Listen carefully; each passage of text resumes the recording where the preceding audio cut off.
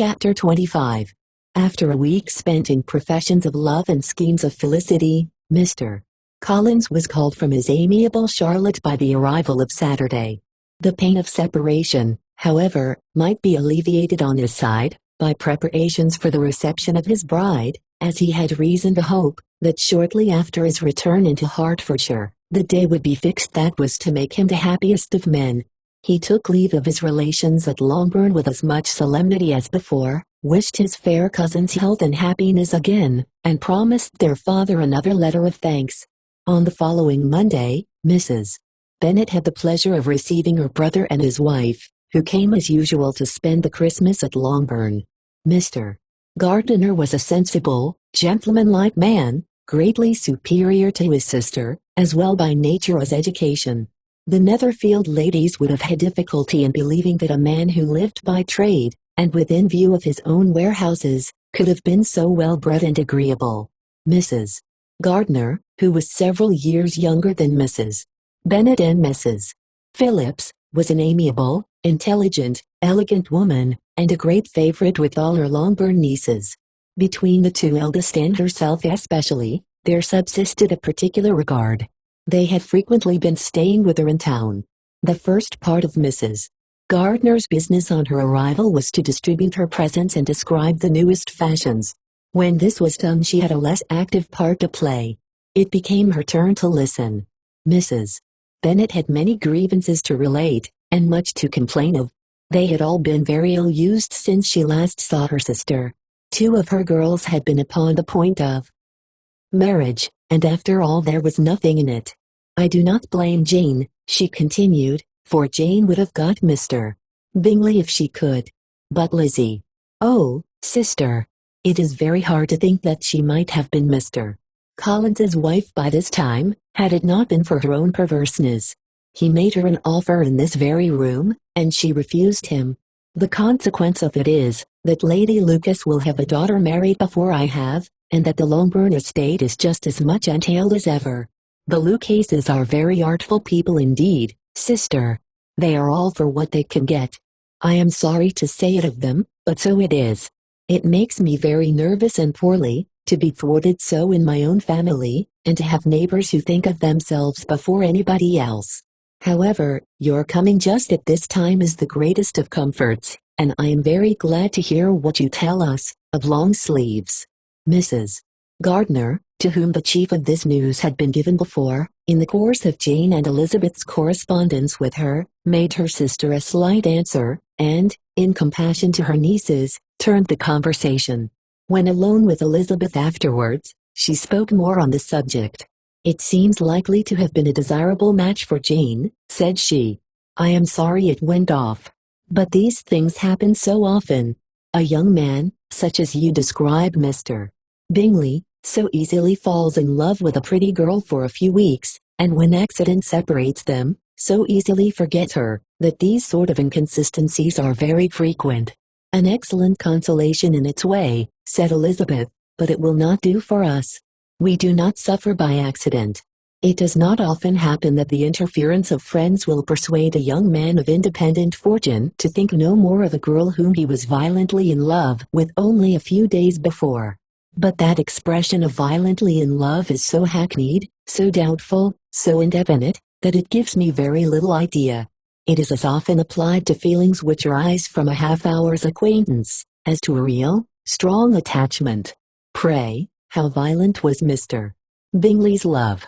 I never saw a more promising inclination. He was growing quite inattentive to other people, and wholly engrossed by her. Every time they met, it was more decided and remarkable. At his own ball he offended 2 or 3 young ladies, by not asking them to dance, and I spoke to him twice myself, without receiving an answer. Could there be finer symptoms? Is not general incivility the very essence of love? Oh, yes, of that kind of love which I suppose him to have felt. Poor Jane! I am sorry for her, because, with her disposition, she may not get over it immediately. It had better have happened to you, Lizzie. You would have laughed yourself out of it sooner. But do you think she would be prevailed upon to go back with us? Change of scene might be of service, and perhaps a little relief from home may be as useful as anything. Elizabeth was exceedingly pleased with this proposal, and felt persuaded of her sister's ready acquiescence. "I hope," added Mrs. Gardner, "that no consideration with regard to this young man will influence her. We live in so different a part of town, all our connections are so different, and, as you well know, we go out so little, that it is very improbable that they should meet at all, unless he really comes to see her. And that is quite impossible, for he is now in the custody of his friend, and Mr. Darcy would no more suffer him to call on Jane in such a part of London. My dear aunt, how could you think of it? Mr. Darcy may perhaps have heard of such a place as Gracechurch Street, but he would hardly think a month's ablution enough to cleanse him from its impurities, were he once to enter it, and depend upon it, Mr. Bingley never stirs without him. So much the better. I hope they will not meet at all. But does not Jane correspond with his sister? She will not be able to help calling. She will drop the acquaintance entirely." But in spite of the certainty in which Elizabeth affected to place this point, as well as the still more interesting one of Bingley's being withheld from seeing Jane, she felt a solicitude on the subject which convinced her, on examination, that she did not consider it entirely hopeless. It was possible, and sometimes she thought it probable, that his affection might be reanimated, and the influence of his friend successfully combated by the more natural influence of Jane's attractions. Miss Bennet accepted her aunt's invitation with pleasure, and the Bingleys were no otherwise in her thoughts at the same time, than as she hoped by Caroline's not living in the same house with her brother, she might occasionally spend a morning with her, without any danger of seeing him. The Gardiners stayed a week at Longbourn, and what with the Phillipses, the Lucases, and the officers, there was not a day without its engagement. Mrs. Bennet had so carefully provided for the entertainment of her brother and sister, that they did not once sit down to a family dinner. When the engagement was for home, some of the officers always made part of it, of which officers Mr. Wickham was sure to be one, and on these occasions, Mrs. Gardner, rendered suspicious by Elizabeth's warm commendation, narrowly observed them both. Without supposing them, from what she saw, to be very seriously in love, their preference of each other was plain enough to make her a little uneasy, and she resolved to speak to Elizabeth on the subject before she left Hertfordshire, and represent to her the imprudence of encouraging such an attachment. To Mrs. Gardner, Wickham but one means of affording pleasure, unconnected with his general powers. About 10 or a dozen years ago, before her marriage, she had spent a considerable time in that very part of Derbyshire to which he belonged. They had, therefore, many acquaintances in common, and though Wickham had been little there since the death of Darcy's father, it was yet in his power to give her fresher intelligence of her former friends than she had been in the way of procuring. Mrs. Gardiner had seen Pemberley, and known the late Mr. Darcy by character perfectly well. Here consequently was an inexhaustible subject of discourse.